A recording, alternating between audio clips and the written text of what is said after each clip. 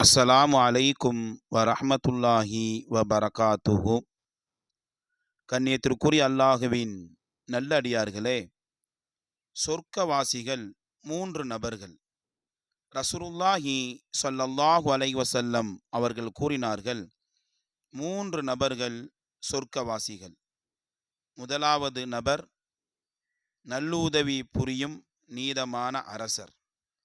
இரண்டாவது நபர் நெருங்கிய உறவினர் மற்றும் முஸ்லிம்கள் அனைவருக்கும் இரக்கம் காட்டும் இதயமுள்ள கருணைமிக்க மனிதர்.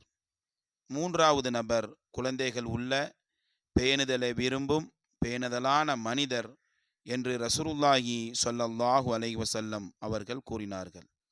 அறிவிப்பவர் இயால் இப்னு ஹிமார் ரலியல்லாஹு தஆலா அன்ஹு அவர்கள். நூல் முஸ்லிம். அஸ்ஸலாமு அலைக்கும் வரஹ்மத்துல்லாஹி